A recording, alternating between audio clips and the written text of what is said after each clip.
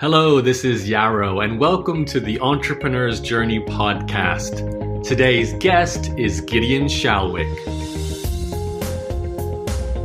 In today's episode, I have something a little bit different for you. Normally, the EJ podcast focuses on people who are bloggers or content creators who then sell their own digital teaching products.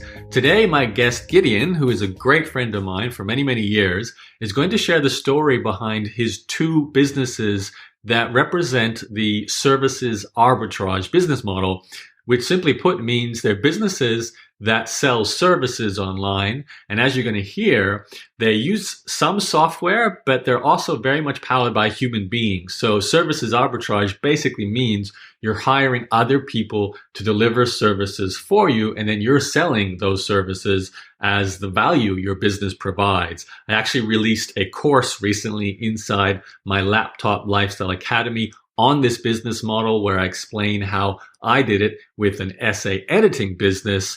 And I thought it'd be fantastic for Gideon to come on the show today and talk about how he's built, in fact, a multi-million-dollar business now around Services Arbitrage. You're going to hear two examples, two great stories of how Gideon started these businesses and how they're currently running today. If you haven't already done so, make sure you go to interviewsclub.com and sign up to the email list. That way, you're going to get an email every time I release a new interview like this one with Gideon. So to make sure you're one of the first people to receive these interviews as soon as they're released, go to interviewsclub.com. Now, here is Gideon Shalwick. Hi, this is Yaro Starak, and I have possibly the longest term entrepreneur friend on the line with me. I was trying to think if there's anyone else I've known longer in the entrepreneur internet marketing space. There might be a couple of people who are pretty close to my guest, but definitely, I don't want to call you my oldest friend, but we've had a long relationship online. So my guest today is Mr. Gideon Shalwick, who today I guess I'm going to say you're from BRoll. That's probably how I should introduce you. So is that correct, Gideon? Yeah, that sounds good, Yaro. Sounds great. I mean, there's such a back catalog now I can talk about with you as an introduction. Obviously, I met you when you were being a pioneer in video marketing, and that was way back when the technology wasn't so easy and you were making it work. And then we combined forces to do the Become a Blogger project, which turned out to be a $1 million selling course. And then you went on to another YouTube project or another video project with another mutual friend, JJ, with doing the Magic Channel. Another business came out of that. And then you went to Splasheo, which is a business I'd like to talk about today, and now currently BRoll. And those two in particular, I really brought Gideon on for today's episode because he has tapped into a business model that I have used myself with the previous business before I was a blogger, before I was a podcaster. And Gideon's done tremendously well now with it. And I'll introduce Services Arbitrage in a moment, but I just want to make sure, Gideon, did I forget anything that you've done? So many things now. Yeah, man, you forgot a whole lot, but we don't have enough time to talk about it all. Okay. I mean, safe to say you well and truly have been, living the laptop lifestyle and making a living from internet business for many, many years now. And you've done multiple millions online and in multiple business formats. So tons of experience to tap into. But I'm excited because we're talking about what is fair to say is your most current knowledge, your most recent business experience, your most profitable revenue-wise business as well. So, but just a bit of context for people before I ask Gideon some questions. The purpose of today's podcast really is to look at the Services Arbitrage model, and in particular, this fantastic case study that Gideon is going to talk about, or two almost. And what that is, if you've never heard of that phrase, because it's not something I've actually talked about much on the podcast. This podcast predominantly focuses on blogging and before that, a range of entrepreneurial activities. But now that this episode is kind of focusing on something that, I know I've interviewed a few guests before who probably were using the business model, but I didn't call it Services Arbitrage. And I think it's a nice way to basically introduce this concept, which simply means you start a business that taps into services provided by other people. So essentially, you're connecting a customer base with a contractor, consultant, depending, and you'll see with Gideon's example, it can be even to deliver something that looks like software, but is actually being delivered by human beings on the back end. So, it can be all kinds of different business models. I had simple one myself. I had an essay editing company, but Gideon's example is quite different. So, we're going to jump straight into, I think, the first example, Gideon, with you, because it's just such a clear example of services arbitrage. So can you give us the background of how Splasheo came into existence? Where was the little spark of the idea in the very, very first place? Yeah, really good question, Yaro. As you said and mentioned in the introduction, I've been involved in quite a few businesses. I mean, way back about 10 or 11 years ago, when I decided to become an entrepreneur, I was really keen on creating something that had a few things that were important to me, and that was important for the business to have as well. And that was one of them. It had to be a location-independent business. I really didn't want to be stuck in any particular area of physical area.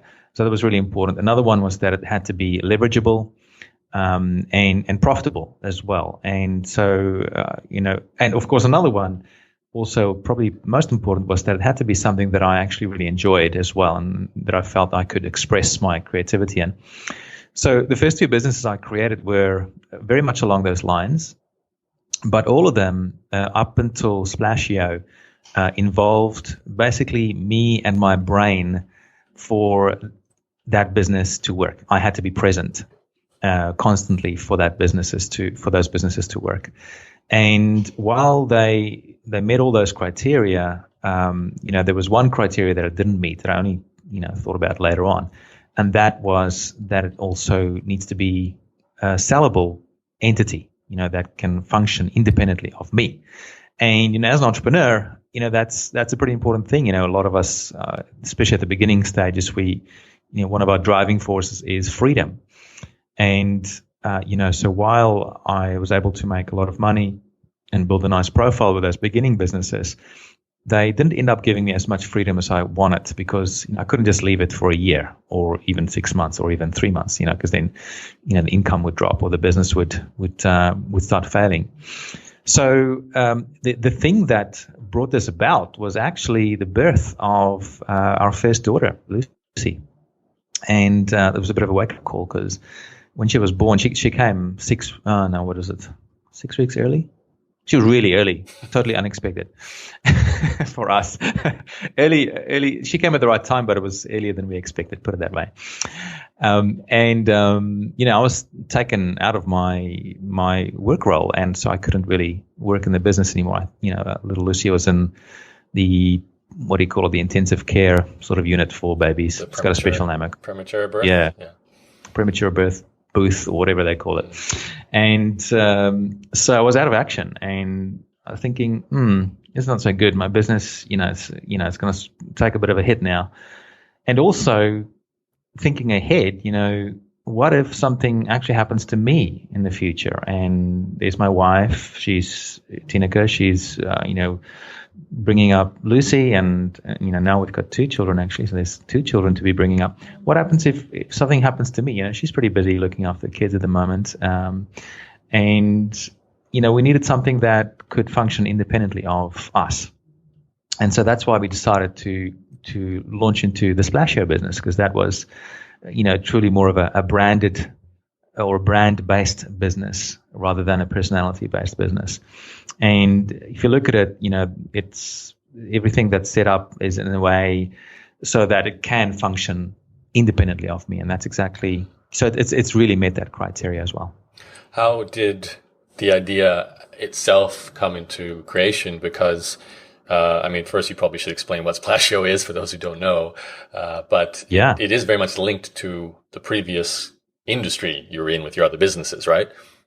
Absolutely, yeah. So throughout my career, I've always just had this natural interest in video, for the last decade, or even since I think when I was 5, I remember watching a news program, a news episode, and the anchor was a lady, the anchor lady. For some reason, she just appealed to me, that the role that she had on TV there. I thought, I want to be like a news anchor one day, or I want to be on TV one day. That's that sort of desire kicked in when I was about 5.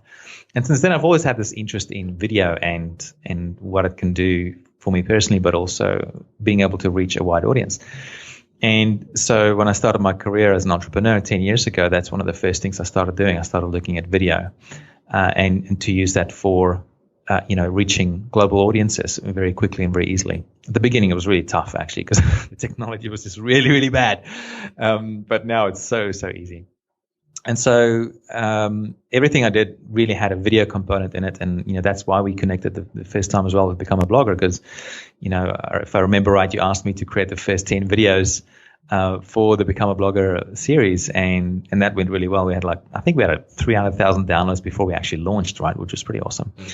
But just before Splasheo, there was actually another business that we created, or that we were about to create. And we called it Flickdesk. And the idea was that we would create a business very similar to Odesk. It was called Odesk at the time. Now it's called Upwork. But basically a freelancing kind of marketplace. But instead of between all kinds of jobs and people looking for those jobs, or for the people to do the jobs, we said, let's just hone in just on video editing and see what can happen there. So me and a friend of mine, Nick McIntosh, we started that together, and we probably worked on it for about, I can't remember, 3 months, 6 months, and it turned out to be just really, really hard, and much harder than we thought. And at that point, Nick and I, Nick was traveling, and things were just not going as well for Flickdesk. So we decided to change things up a bit. And so we created this business called Splasheo, and we said, instead of trying to do everything for everybody, let's find something within that service that we could do for people that is much, much more narrow, and that's something that we can just actually automate as well. And I must give credit here to Will Swain, a common friend of ours. He introduced me to, goodness gracious, I've just forgotten the author and the book name now, but the book was all about productizing your service. You might remember the name, Yaro. I can't remember now. No. But anyway, that book was very instrumental, and it'll probably pop into my head later on in the call. So stay tuned. And it was all about looking at your service and going, okay, what is the most basic thing that you can take out of that service and just systemize that? Maybe not automate it, but systemize it at least. And so that's exactly what we did for Splasheo. We said, okay, well, we can do the intros. The intros look like something a lot of people want, like like a logo animation. Mm-hmm. Let's kickstart with that and see what happens. And that was the beginning of it. Yeah. So just to clarify, Flickdesk was meant to be like an outsourcing connecting marketplace for all types of video production work. Was that the summary? Correct. Yeah, correct. And it was we just tried to bite off, way too much at that time. And we realized that it was a very difficult thing for us to pull off at the beginning. And it's interesting, we looked at what happened later on. A year later, I just happened to be surfing the web in that space, and I saw a number of other businesses essentially doing, exactly the model of Flickdesk. So it was obviously a model that was worthwhile pursuing, but it was just too hard for us at that particular point. And so we just wanted to simplify it, and that's the other thing. The further I go down in business, the more I appreciate the value of just keeping it super simple. And that 80-20 rule. What is the top 20% of things you can do that'll give you 80% of the results, or even more significant? What's the top 4% of things that you can do that can give you 16 times the results of everything else? So Splasheo was certainly down that path.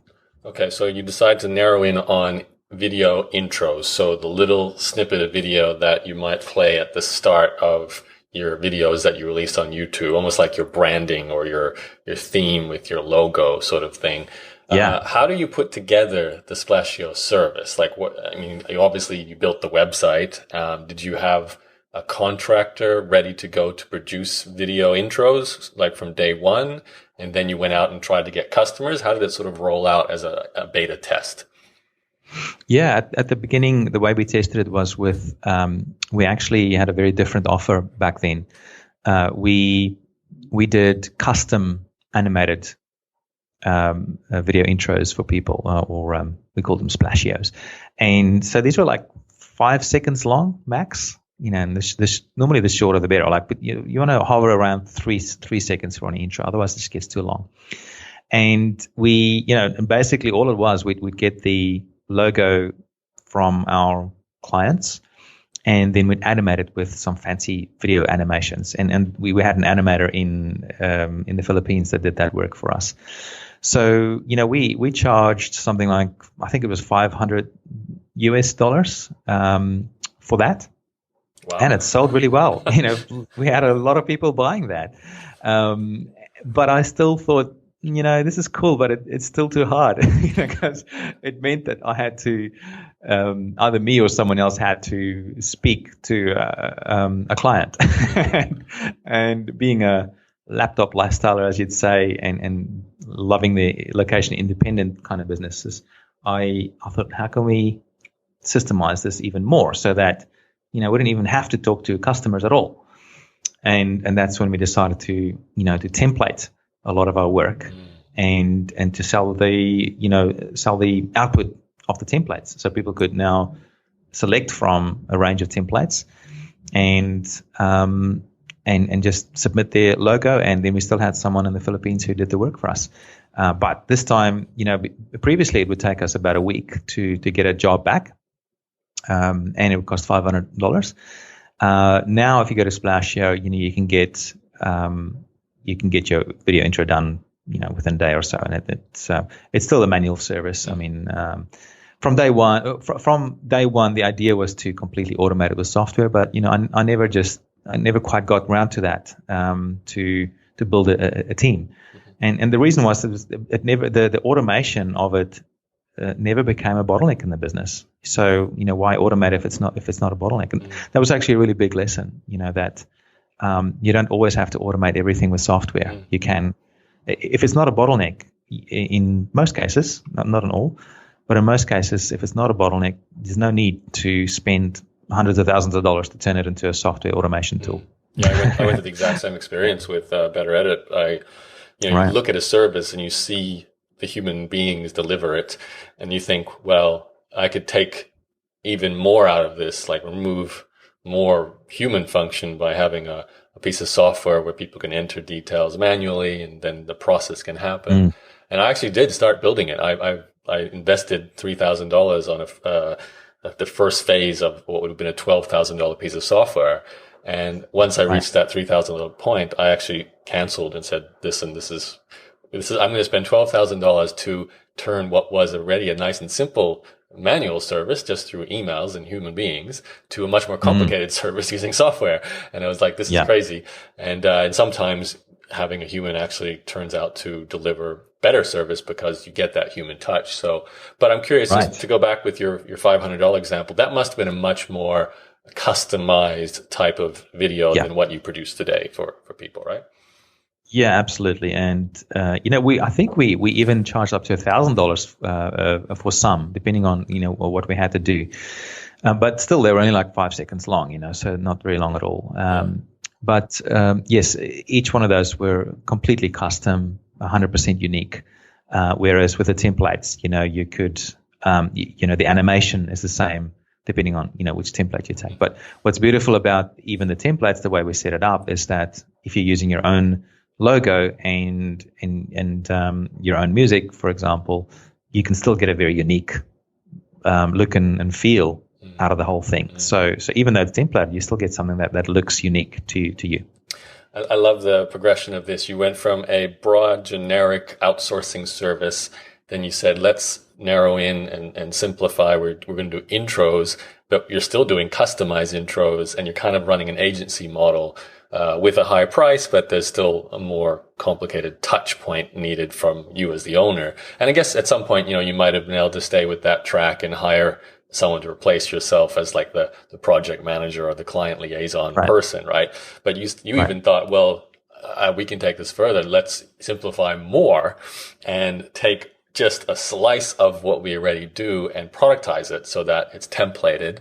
And yes, there's a human component, but it doesn't require a lot of back and forwards with a client. It's just, here's your options, pick them. And then a human being over in the Philippines will make this video for you. So just to summarize, I should think it's worth mentioning here, what a person does is they go to splasheo.com. So that's splasheo.com.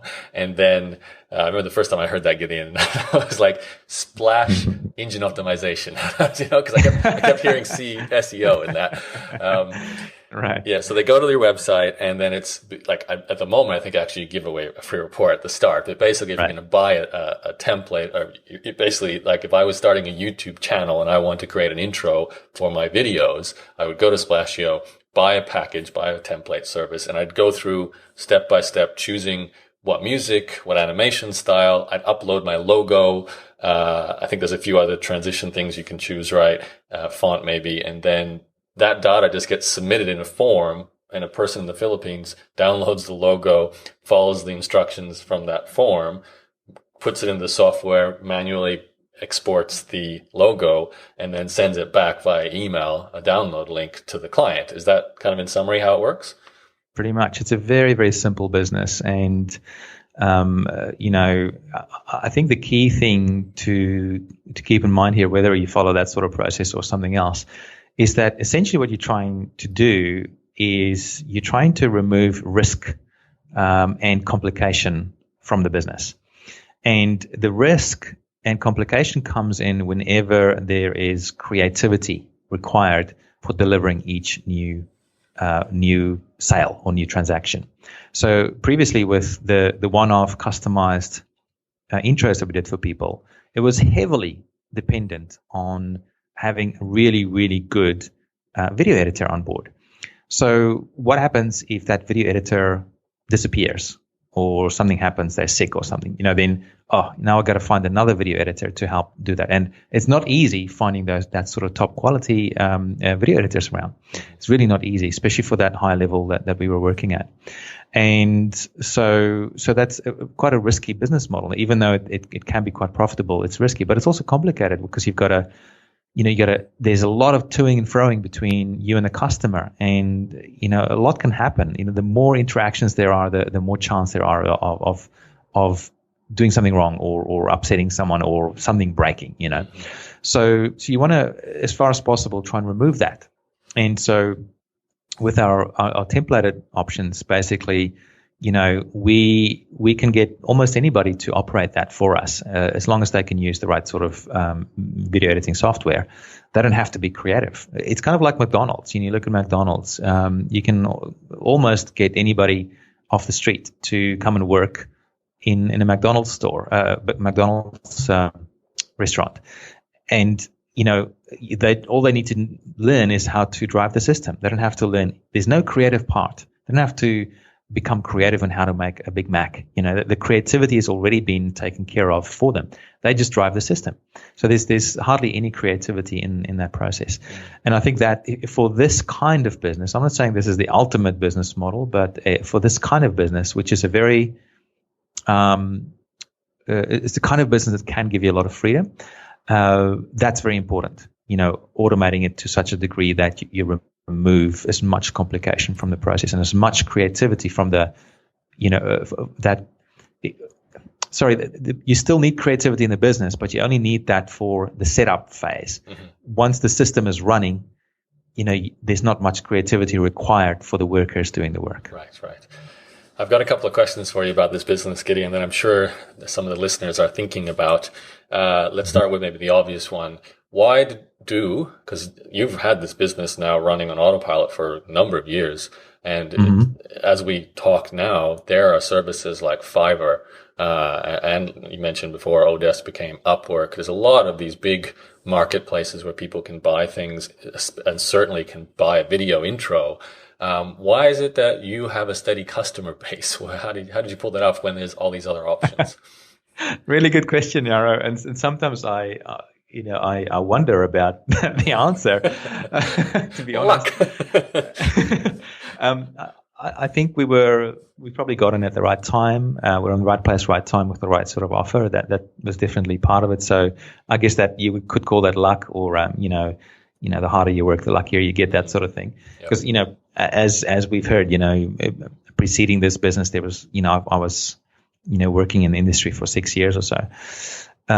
So it wasn't complete luck, but it was taking action within that space. I think that gave us a bit of a head start. But I think there's something else that is unique maybe about our business, and in most businesses that become more of in a competitive industry, this sort of thing happens. Everyone becomes kind of the same, and you've got to find a way to look and feel and appear unique.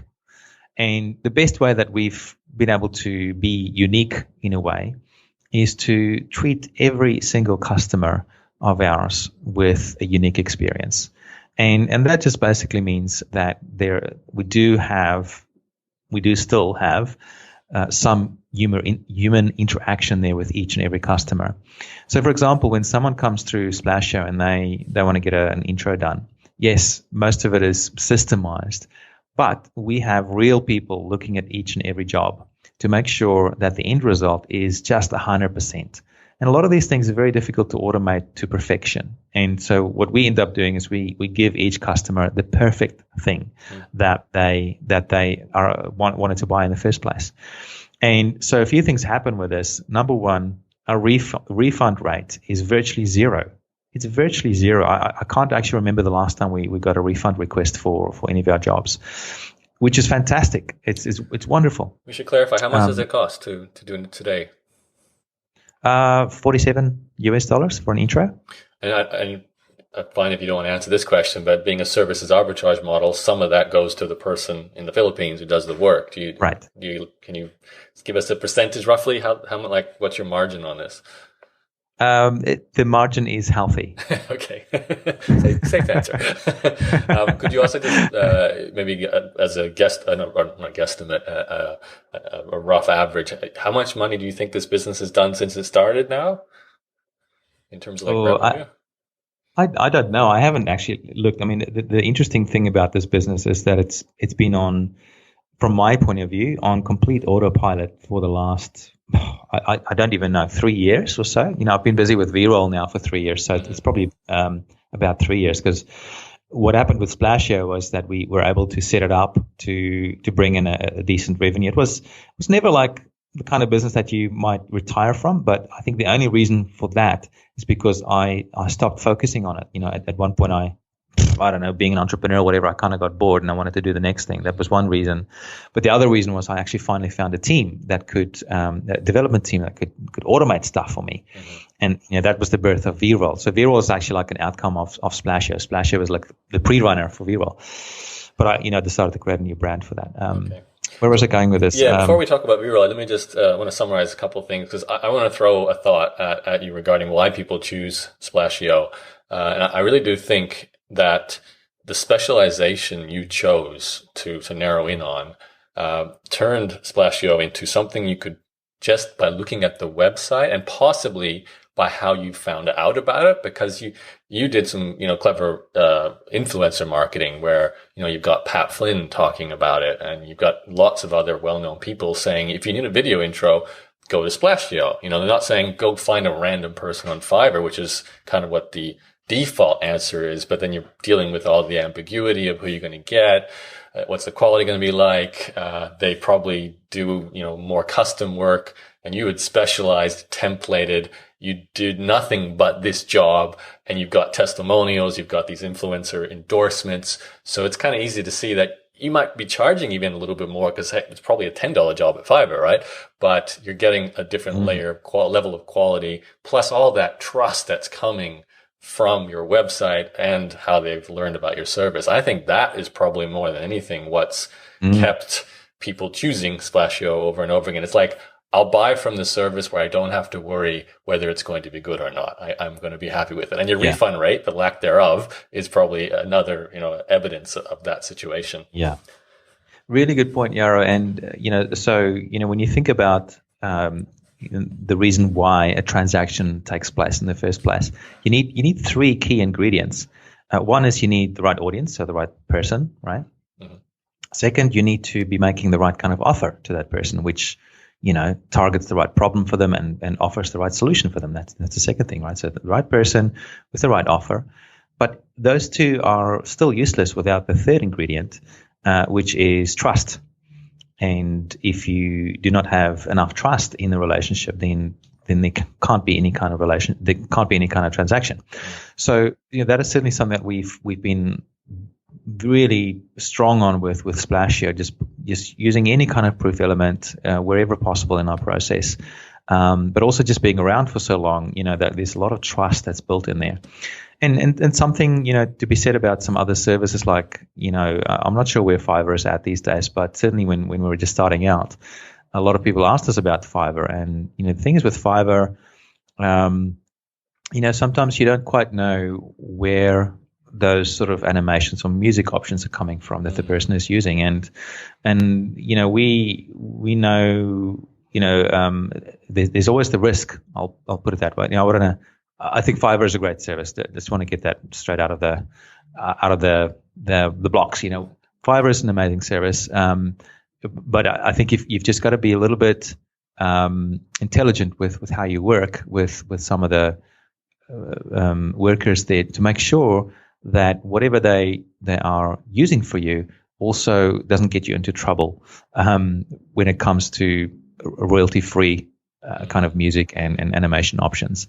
So with Splasheo, there's zero risk with that because all of our work is 100% unique and unique to Splasheo, and we pass that uniqueness and royalty-freeness onto our customer without any issues. And the reason I'm saying this is not to talk down on anybody else, but more to talk more in terms of the general lesson here is that it's a lesson of building trust. Mm-hmm. And so people know that they can come to Splasheo without the risk of getting into trouble, then that adds a lot to that trust equation. I have a few more questions on Splasheo that I'd love to ask, but I'm actually going to save them because I can ask you them about both Splasheo and BRoll at the same time. So how does Splasheo become the spawning point for BRoll? How? One reason was boredom, and I'm quite a creative person. I can't sit still for too long, and when it comes to creativity, I need to be working on creative things all the time. And so with Splasheo, it's a double-edged sword there. It's a very, at the beginning it was very creative, but once it was set up, there wasn't much creativity left in the business, and so I needed another creative outlet. And so that was one reason. But also I was really keen on having a development team to automate the software because I had quite a big vision for Splasheo. Splasheo was going to be the multi-million-dollar business that I was going to retire from and sell, or sell and then retire. And it never quite got there because I could never have the team to automate my, the templates and stuff like that.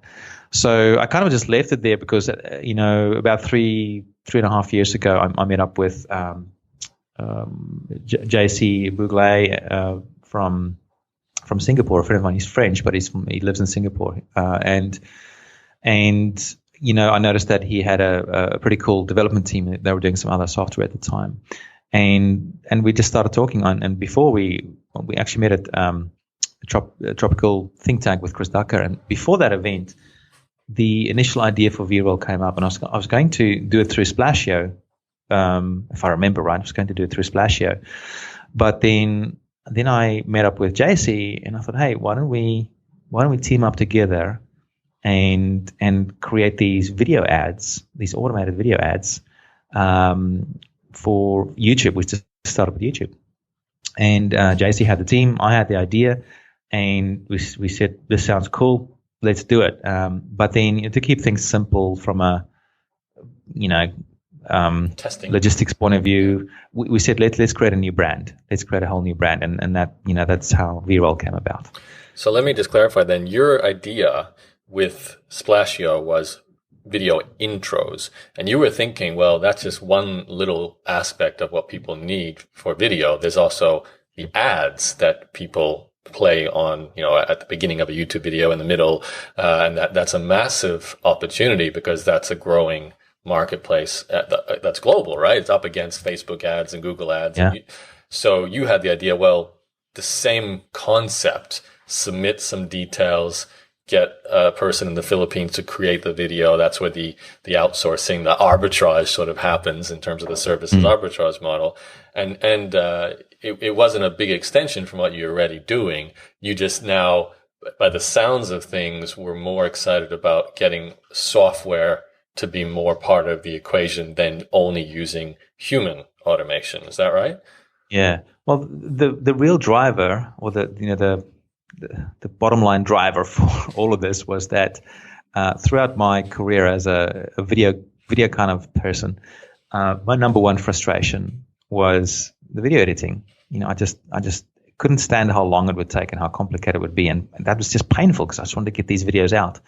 And so I was always searching for a better way of doing it. And so the ultimate dream, and still is the dream, is to completely automate video production so that you don't ever have to use any video editing software. That's still the bigger dream.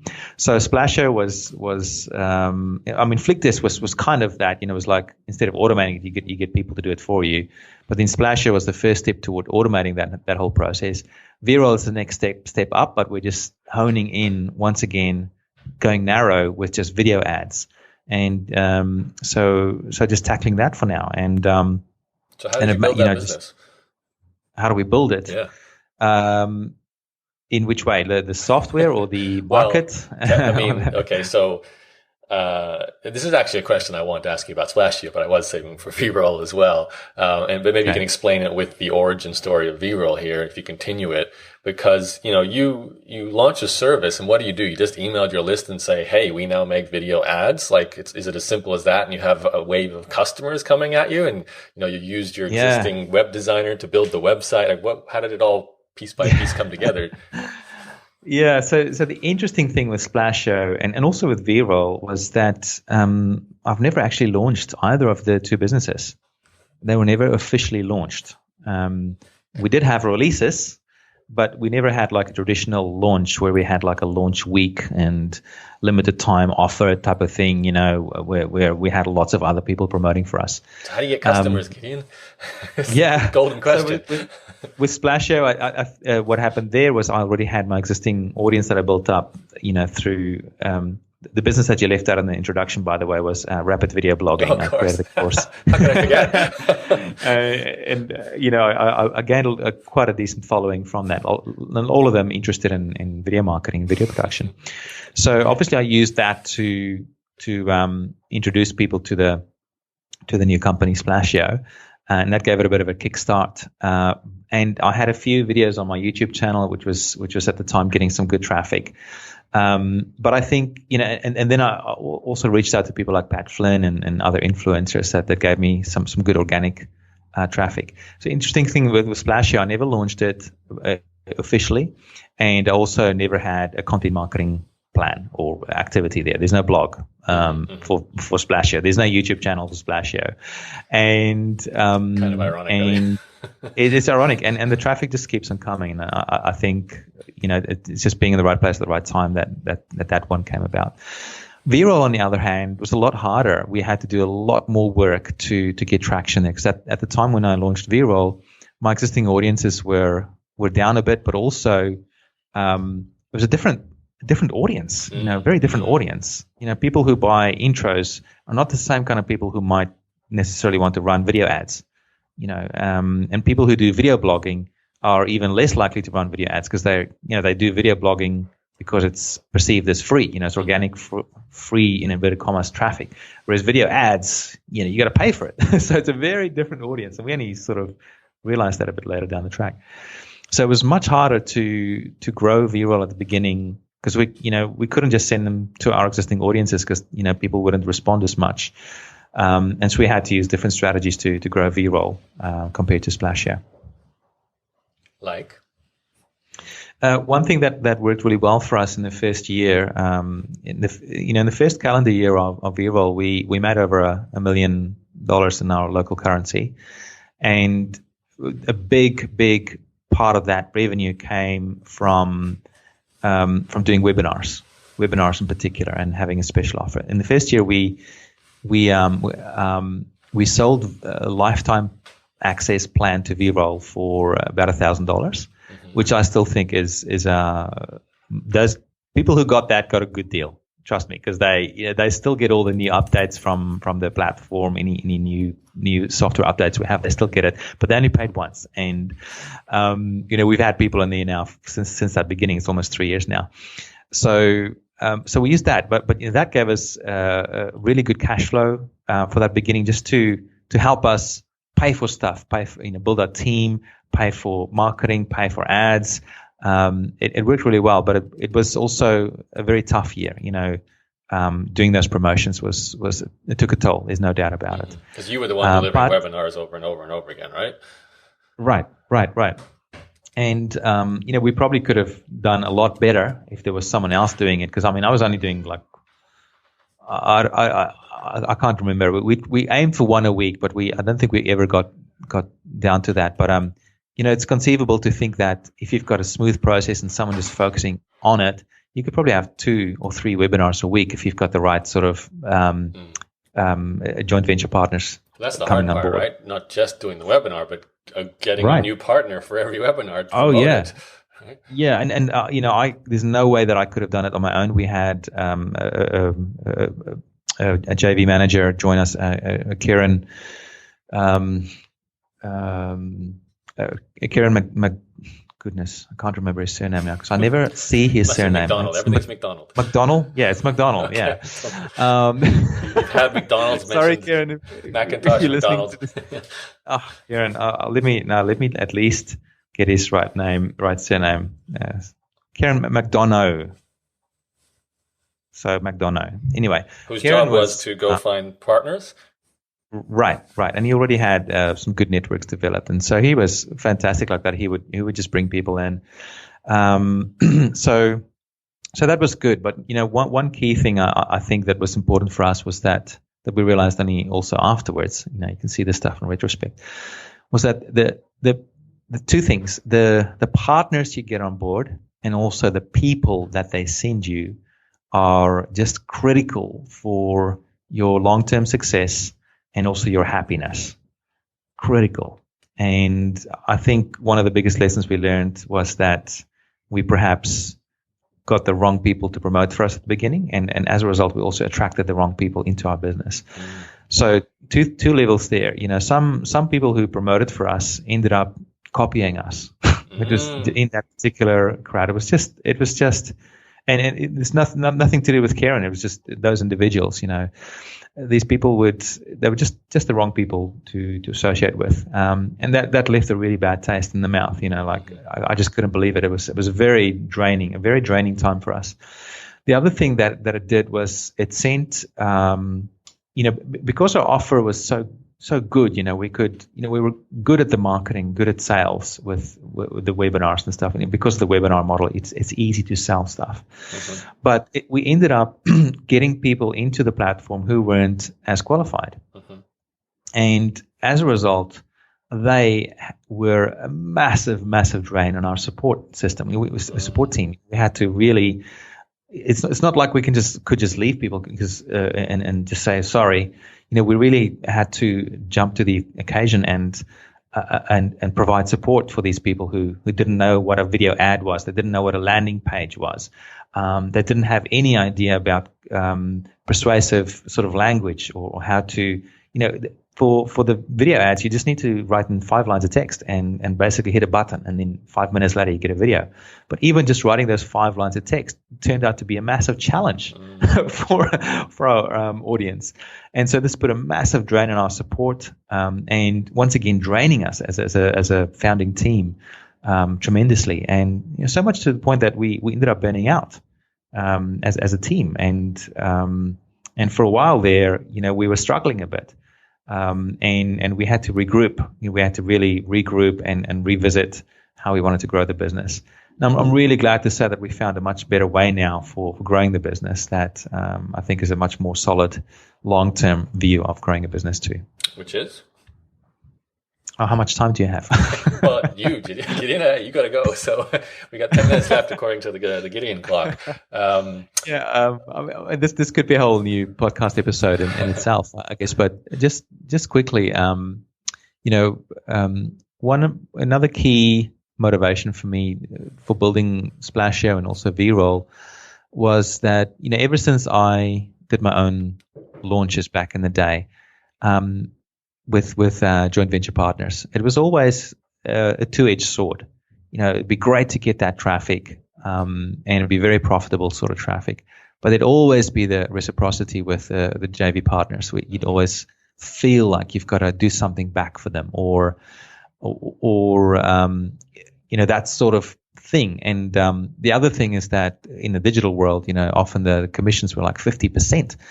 And so you immediately, when you launch, you lose 50% of your revenue. So what if there was a better way where you didn't need to have joint venture partners to grow your business? You could keep 100% of the revenue to yourself, and you didn't have that stress of finding joint venture partners and also managing those relationships and worrying about that reciprocity that gets created through a launch process. So we really, I've been searching basically for the last decade for models where you're not so dependent on those joint venture relationships, and I'm happy to say that the thing we're doing now is a much better way of doing it. So what we have now is the sort of traffic we focus on is obviously paid traffic is a big part of our strategy. The organic thing is also a big part of that. Like guest posting has worked tremendously well for us, and we have had some partner or influencer kind of relationships as well, but it's much different now. It's whenever we think about a joint venture now, it's much more. We think much more strategically. Instead of just a quick promo for a webinar, we think, how can we partner strategically with this company and be very, very selective with the companies? How can we partner with them and perhaps even integrate our software into their service or their service into ours, or integrate our marketing into their marketing funnel? So it's an ongoing relationship rather than just this one-off thing that happens once a year. So we still do it, but in a very different way. And that's just the traffic side, which is just one of 4 main areas that we focus on now. Did you want to talk about those as well? Well, first of all, I have to say I'm glad to hear that you're actually, you now use video ads to promote your video ad service, because that makes sense.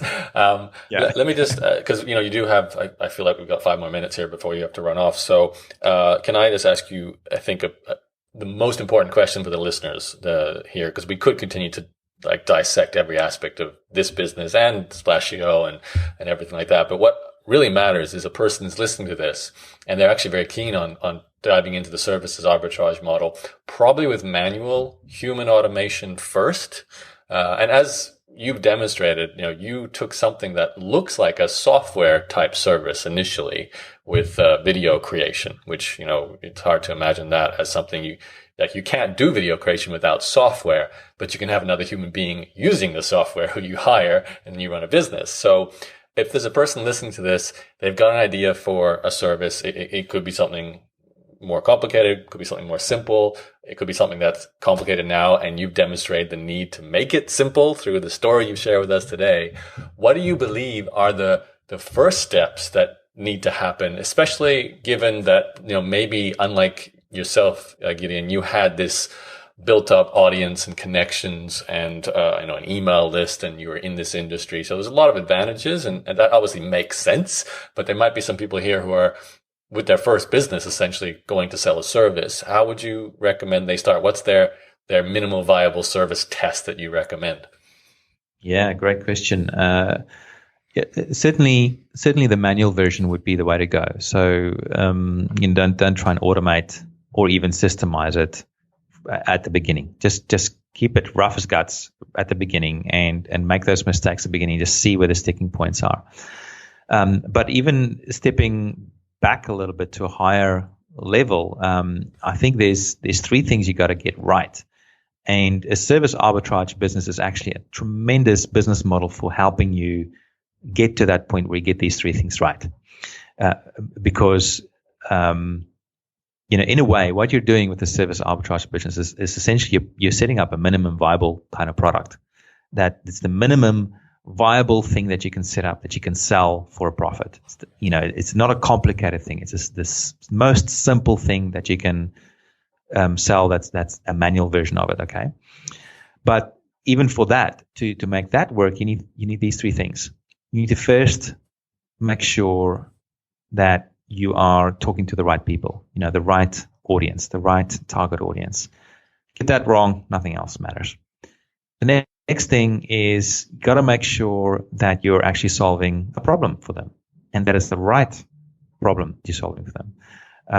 For a while there, for Splasheo, and I think that's maybe part of the reason why it's never fully taken off to the degree that BRoll has, is that yes, it does solve a problem for the right people, but it's not really the kind of problem that people lose sleep over.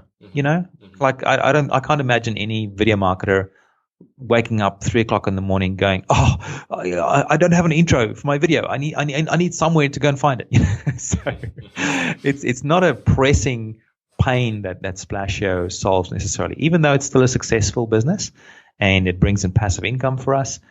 It's slightly misaligned. So we have the right audience perhaps, but do we have the right solution? Do we target the right problem?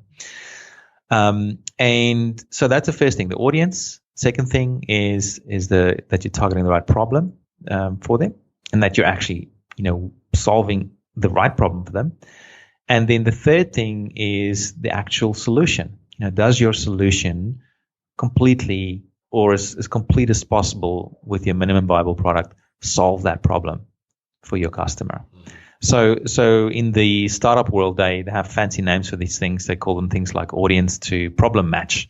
That's the first thing you look at. Do you have audience to problem match?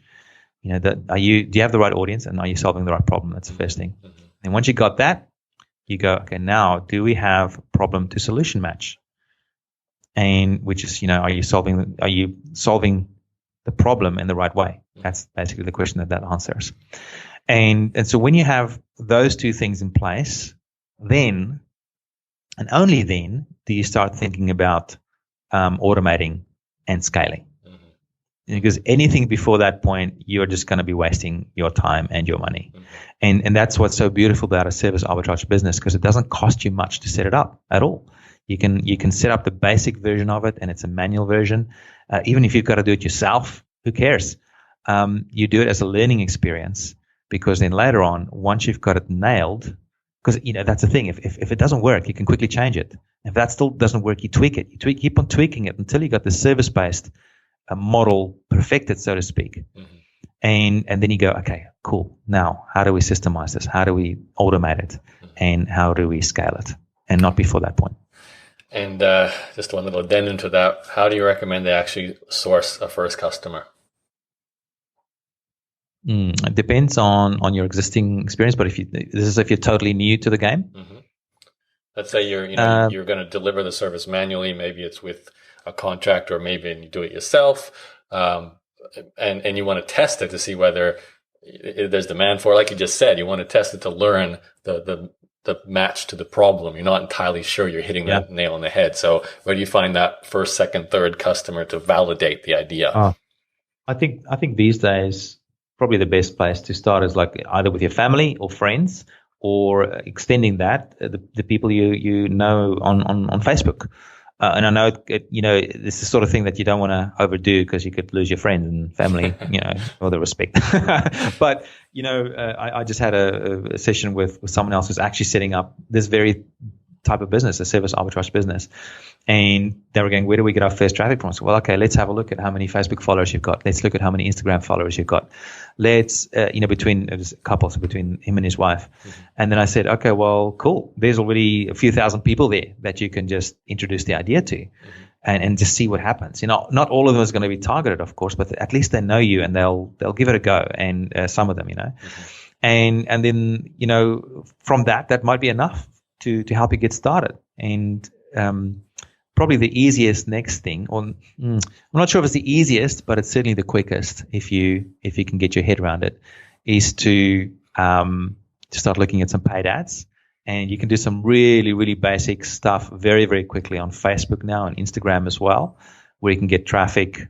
If you're seasoned, you can set it all up within an hour. And we're setting up video ads within an hour, for example, the whole thing, mm-hmm. from concept to video production to the campaign and getting traffic all within the hour. That's if we're really quick. But if you're a bit slower and you're new to this, maybe it'll take you a day to set that up and start getting traffic to your landing page. Mm-hmm. So, and then later on, you can start doing the more influencer stuff where you team up with people to promote for you. But that's where I'd start. I'd start with your immediate surrounding friends and network that you have. Then look at paid ads. If you've got the guts for it, and then the influencer sort of marketing would be the third one. You just said the word landing page before. So are you sort of assuming the way you present the offer here is just like a one pager to offer the basic version of your service to begin with? Yeah, well, you need to send people somewhere. I mean, unless it's sort of more of a word of unless you can just talk to people and convert people over the phone, and that might be something you do as well. And you gotta have some sort of a call to action, right? So you got to say to people, hey, I've got this cool thing that I can help you with. Either A, go to my website to find out more, or B, give me a call, or C, send me an email, or whatever it is. You need some sort of a call to action to engage those people. Mm-hmm. And then once you've got them engaged, you take them through the process to sell them, or to warm up that relationship first, and then to sell them into your product or service that you have available. Okay, Gideon, I think that's a great spot to end it on. There's some actions there you can take. There's a whole story behind two services arbitrage businesses, and one that I think even evolved beyond services arbitrage to become a proper software startup, which you're still in the throes of now, a multi-million-dollar software business. Let's give people the links for starters. So what are the two most important website addresses we should share are? I think Splasheo is a good one to go and have a look at. So, as you said, Splash and then EO.com. And as you'll see, it is a very, very simple business. We haven't updated the website for many years. And to this day, it still brings in passive income for us. Well, passive for me. I mean, we have one or two people working in it, but it's a very well automated business. Systemized business, I should say. And the other one is BRoll, which is VEEROLL.com. And that's if you're interested in running video ads on YouTube and Facebook and Instagram, and you don't want to be creating or editing the videos yourself. So we've got a set of templates there that you can choose from. And you just type in a few lines of text, maybe upload a few images, hit a button, and 5 minutes later, you got your video. Okay, fantastic. Anything else you want to throw at us, Gideon, before we wrap it up? No, I think this was great fun, Yaro. Thanks so much for having me on the call. I'm not sure if I've ever been on your podcast before, but maybe I have. I was thinking about it. I know I interviewed you about, not for the podcast, but I definitely had you in talking about video marketing in one of the programs along the lines. I can't remember which one it was. Right. Blog Mastermind, maybe. Anyway, there's been a few interviews, but this is the first probably public podcast. So welcome to the Entrepreneur's Journey podcast. Brilliant. That's so much fun. Thanks. Okay. Now, everyone listening in, make sure you go and check out both of Gideon's websites just to learn more about what he does and what he talked about today. And of course, if you do want the show notes and any of the other details that went along, like all the links, of course, will be there. If you don't understand what we're saying when we say BRoll and Splasheo, you can find those links at my blog. And the best way to find that is Google Yaro, Yaro. Then hit the podcast tab and you'll find Gideon Shalwick's episode listed there. My name is Yaro. Thanks for listening to this episode. I'll talk to you very soon. I hope you benefited from all the wisdom that Gideon delivered in that interview. He has had a lot of experience now with all kinds of different businesses. And in particular, I hope you took a lot away from this type of business called Services Arbitrage that Gideon has created 2 businesses with, Splasheo and BRoll. Now, if you are interested in launching your own Services Arbitrage business and you'd like training from me, I have an entire short course on the Services Arbitrage business model where I take you behind the scenes of my essay editing company, which is actually the first business I ever earned a full-time income from online. And I teach you how to essentially set up a services arbitrage business, how to go through a testing and research process, and then how to automate your company just like I did, as well as how Gideon has done, especially with his Splasheo business example. It can basically become a near passive income stream. If you're interested in that, head to laptoplifestyleacademy.com, and ideally, if you got the right timing, the academy will be open. If not, you can join my email list and I'll let you know as soon as the doors open to the Laptop Lifestyle Academy. That's where my Services Arbitrage course is delivered. It's just part of the overall membership inside the academy. That's Laptop Lifestyle Academy. Okay, I hope you enjoyed that interview. Thanks for listening. My name is Yaro, and I'll talk to you on the very next EJ podcast. Bye-bye.